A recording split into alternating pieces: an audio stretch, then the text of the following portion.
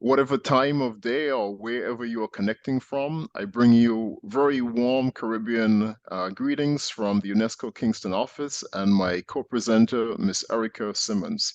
I am Paul Hector, Advisor of Communication and Information, and I'd like to express appreciation for the opportunity to share our work on the Caribbean AI Policy Roadmap.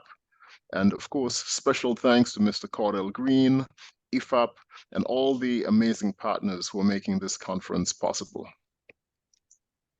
Now, during my presentation, I will provide, next slide, during my presentation, I will provide an overview of UNESCO's work in the area of artificial intelligence. I will also highlight some Caribbean-specific initiatives so as to set the stage for Erica's presentation, which will go into depth about the AI policy roadmap for the Caribbean.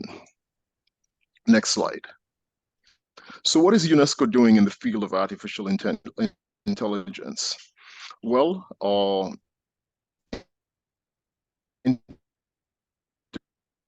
interventions are taking place across four main, supporting capacity building, sharing national, regional, and international experiences, and of course, conducting research to support and inform evidence-based policymaking and decision-making.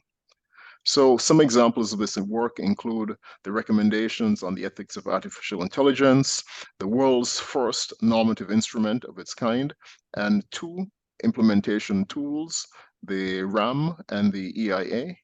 We're also running capacity building programs for a range of actors, such as policymakers, judicial operators, civil servants, and of course, journalists. We organize a variety of conferences and webinars, and also conduct research on the needs of women, developing countries with respect to artificial intelligence. And this is, of course, a very important input to supporting evidence-based policymaking, which is so inclusive, so essential for ensuring that no one is left behind. This is just a bit of the work. There's many, many more. There are many, many more things that we've done. Next slide, please. Now, with a focus on the Caribbean and small island developing states, UNESCO has developed a number of initiatives adapted to the Caribbean's unique context. Recently, for example, we ran a needs assessment survey to help governments better understand their priorities, needs, and opportunities with respect to artificial intelligence and digital transformation. And this work is, of course, informing the design of UNESCO interventions. Other initiatives going on in the Caribbean seek to, of course, obtain Caribbean perspectives, involve youth, women, experts, civil society, and of course governments through surveys, workshops, the deployment of tools, consultations, and of course highlighting experiences both within the region and from around the world to identify useful contributions and of course to apply them.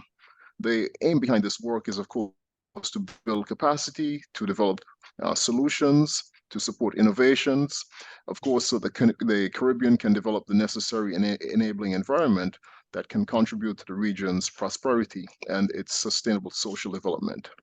Now, before handing over to Erica, let me just say a few brief words about the UNESCO Caribbean AI Policy Roadmap Initiative.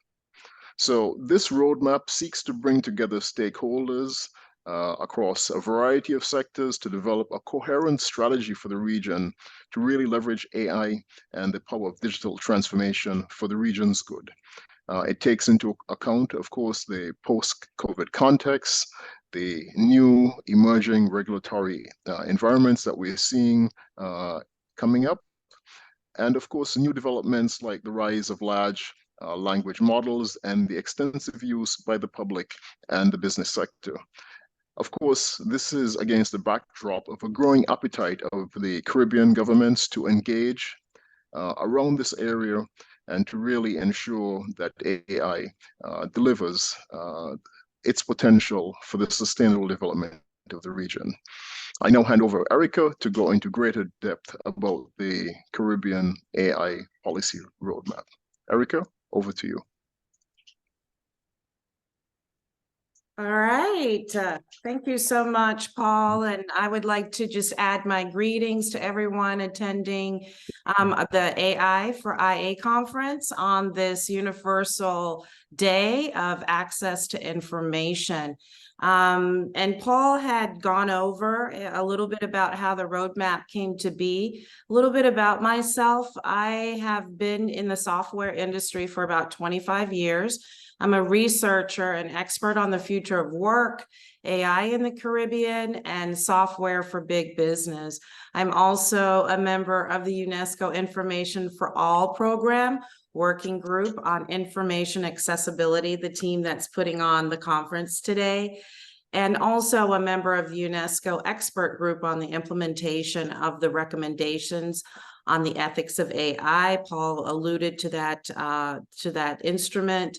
And for the last 2 years, from 20 to 2022, I was the chair of the Institute of Electrical and Electronics Engineers here in Jamaica. It's been my pleasure really to work on this UNESCO Caribbean AI Policy Roadmap from back in 2021, and also being engaged with the UNESCO Caribbean office on the update that we're doing now. So a little bit about me. Let's define AI and the AI industry right now. So I'm going to use a definition from the UNESCO World Commission on the Ethics of Scientific Knowledge that says that AI is really machines capable of imitating certain functionalities of human intelligence, including such features such as perception, learning, reasoning, problem solving, language interaction, and even producing creative work. Over on the right-hand side, you'll see a chart that has just from McKinsey here that talks about the different modalities now coming online, including AI being able to generate text and code, images, audio, 3D, and other videos, and really some examples of how they're using it today. So lots of tools coming online really to support AI and AI adoption, not only in business, but across the private sector and citizens as well. So I think the Caribbean, we cannot ignore the opportunity for artificial intelligence. Here we have a number that says that by 2030, AI is going to contribute about $15.7 trillion to the global economy, and 26% of that boost is going to be in local economies from 2030. We do know that AI and ML can stimulate economic growth, foster better education and skill development, enhance industry sectors such as healthcare, and contribute to agricultural and food security. And in the Caribbean, because we have challenges in many of these areas, it's going to be important that we try to look to AI as a level setting tool for us to be able to increase that economic potential and social development of the people in the region. But the reality here in our small island developing states in the Caribbean is that we really need to improve our data governance to ensure data rights and privacy for our citizens. We need a secure and sustainable infrastructure, including internet for all people in the region, which we still have some people that don't have access to internet in the Caribbean. So we should be working on that. Access to the internet is going to be an important enabler for AI adoption. Data is going to be the backbone of AI right now. And what we do know is that AI needs a lot of data to be able to learn and to be able to make decisions. So in the region, we should look at data value for benefit, for social and economic development, and try to see if there are new business models, new ways that we can start to think about data. All the while, we need to think about how we're going to support investment for responsible AI. We'll talk about some of the risks that we've seen with AI here. And for our carbon footprint, climate change, right now we know AI and the training of these large language models are contributing to carbon emission while they're training these models. So we should think about how that's going to affect us here in the Caribbean again. So managing the risks. So AI, all across the world, we're learning about all the risks that are happening and all of the potential problems that could come up, including the use of deep fakes and misinformation that could potentially undermine elections and democracies. AI in many cases is predicted to make it easier to launch attacks on people in government. Think about cyber attacks, ransomware attacks that might be happening. AI is also predicted to take away some jobs. There are over probably 400 million jobs that are predicted to go away with AI. But the good news is there will be other jobs that will be created, just different jobs that will have to be created in the future. And of course, all the biases that we have with AI, making things up, having hallucinations, and what we're doing with students. People are saying that students won't be able to write because of AI. I think that's a long way off, but we do have to think about the impact to education that AI will bring and potentially look for the benefits that we can gain out of AI. So these are some of the threats and the risks that we're looking at. And here in July of 2023, Bill Gates also talked about those risks in one of his blogs. So what we have done is we have taken all of that information, the research that is done, we've looked at the UNESCO instruments, we've looked at what has been happening in other parts of the world, and we've come up with some key pillars that we're going to recommend. They're human-centric areas for policy development for the Caribbean, and they're recommendations of areas to start. So let's look at the key policy pillars that we have chosen. And here we have tried to keep it simple and really focus on 4 key areas of action. The first area is around governance and transformation. How do we ensure the safety and security of the people in the region under AI, privacy policies, data protection policies? So we have a section on that where we go in and talk about potential recommendations for areas for policy. Upskilling and education. So the AI age is here. We're going to have to think about how we're going to transform our education sector, transform the skills of the people in the region. And so we are looking here at how we use AI to foster collaboration and capacity building. The third area is around resiliency and sustainability, adapting to the AI revolution. So how are we going to use AI really to support our resiliency and growth and development in the region? How are we going to be using AI across various industry sectors? How do we use AI potentially to support sustainability in the area of climate change? And the fourth principle here is around preservation and creativity and safeguarding the unique Caribbean identity that we have here in the region. We're very creative, human-centric in our music, our film.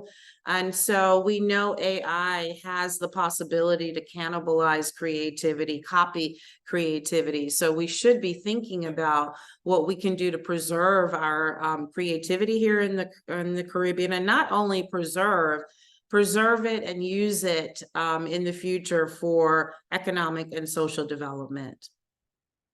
All right, now we're going to go into each of the principles and get a little bit deeper, talk about some potential areas of policy action. So this first one around ensuring safety and security is really about the governments in the region establishing robust governance frameworks, policies, and practices really to mitigate the risks of AI, safeguard privacy, protect data, ensure the responsible and ethical deployment of AI technologies in the Caribbean region and across industries. And so here, we're recommending some areas of policy action to include establishing these governance frameworks, including the legal and ethical considerations using this human-centric approach.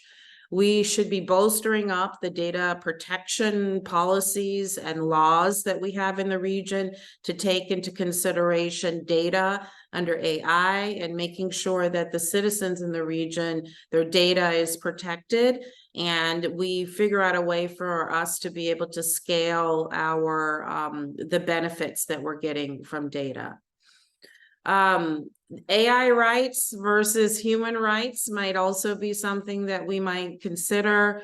We need to look at how AI is impacting things like property rights.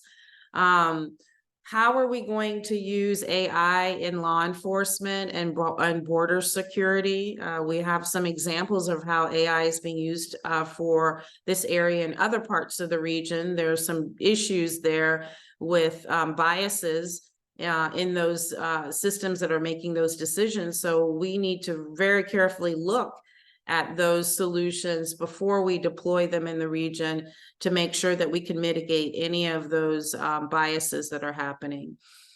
Today, I think we're all well aware of the AI and its potential contribution to dis, and malinformation, making up things that can destabilize governments, economies. And so how are we going to control that in the region? The infrastructure to support AI, as well, as I indicated in the beginning, really does depend on things like access to the internet. It depends on having infrastructure to support AI. If we're going to do research and development, if we're going to be supporting small business development of AI tools and AI solutions, we'll need to have infrastructure that can support the training of those models in the region. So lots of things to do here under governance and transformation, laws, legal frameworks to protect the citizens in the region, and really to protect the data in the region that we have. So this is an important area for the region to be able to look at. The second principle is around upskilling and education. And so on principle number 2, we're looking at upskilling and education. How do we foster collaboration and capacity? And so this principle is really about transforming and adapting to the AI revolution, making sure that we can have reskilling and upskilling, making sure we can look at vulnerable populations in terms of their skills, women, youth, disabled people, and looking at how we're going to foster this integration through public and private partnerships, the development of research and development centers, and really a holistic view of how we're looking at AI and training programs.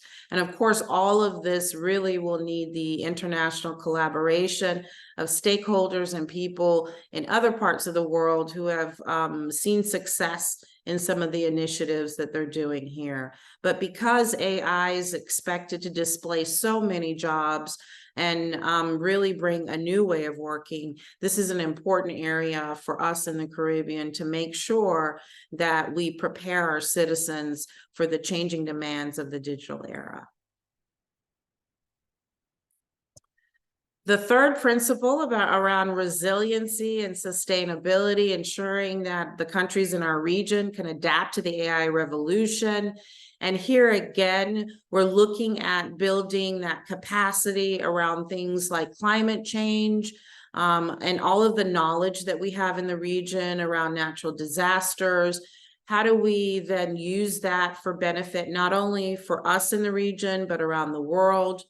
And as we look at the digitization and digitalization of the public sector, our government and industry transformation, we have to make sure that we're keeping up with the changes that are happening globally in order for us to stay competitive in terms of the products that we have, even products in the industry sectors such as agriculture and tourism and hospitality, medicine, communication. We should be looking at how AI will help us to become more efficient, and then being able to being able to make sure that we can implement those changes that we have going on around resiliency and sustainability. It's going to, again, take international collaboration here, but we should be looking at how we use AI to digitally transform our industries, making sure that we can benefit the citizens of the region.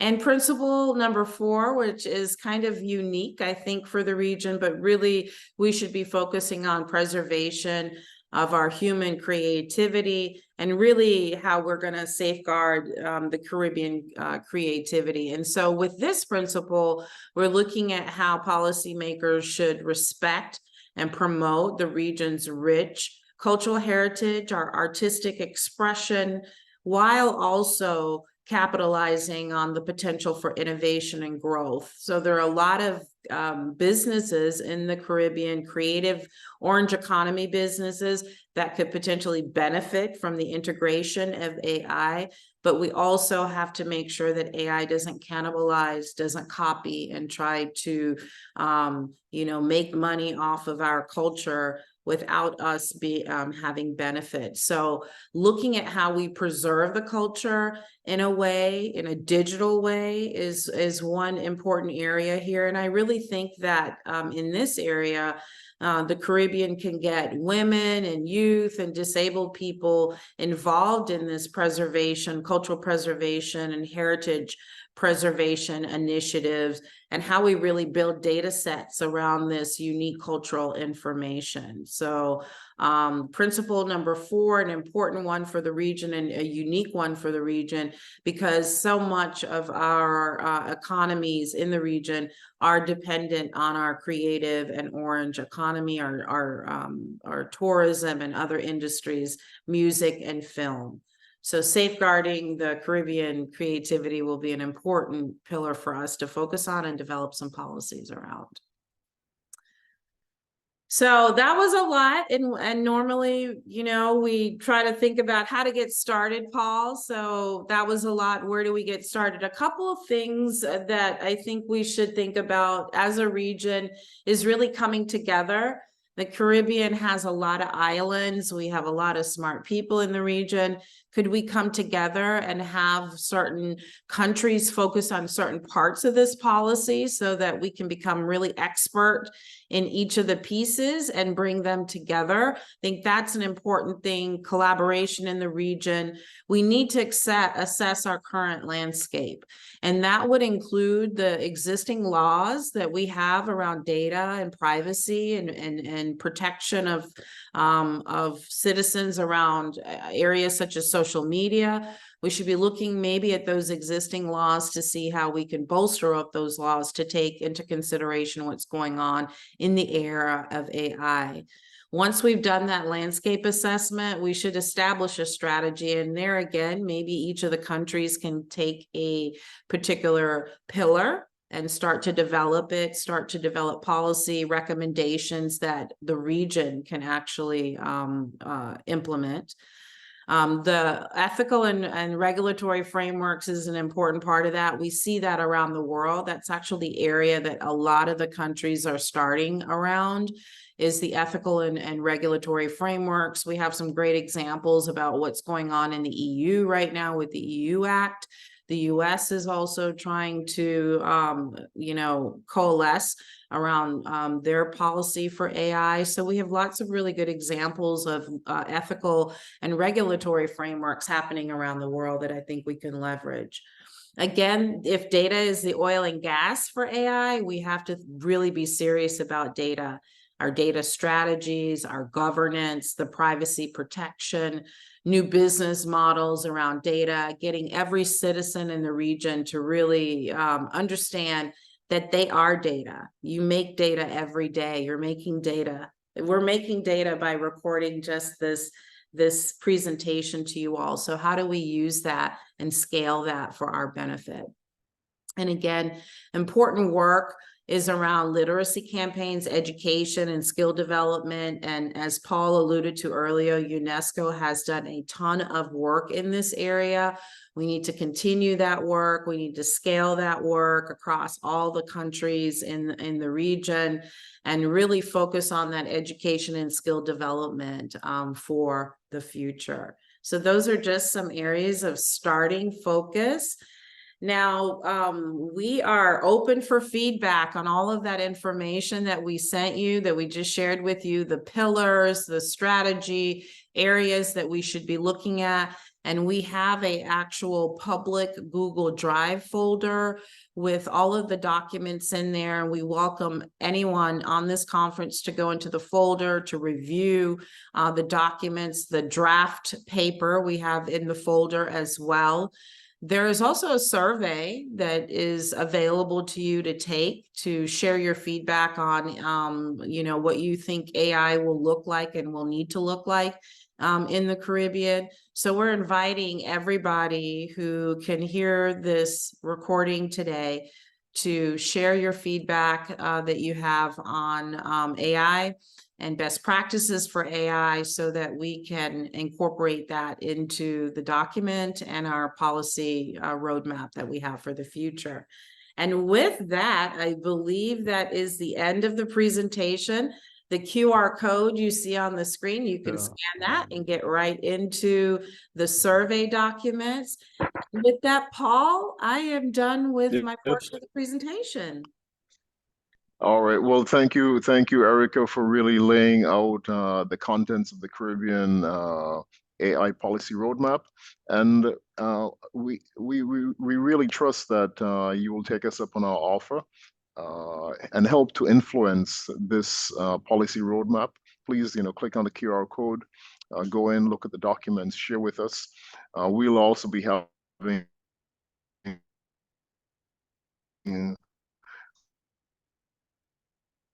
a number of opportunities to share this directly with the regional leaders. So really, lots of good things, and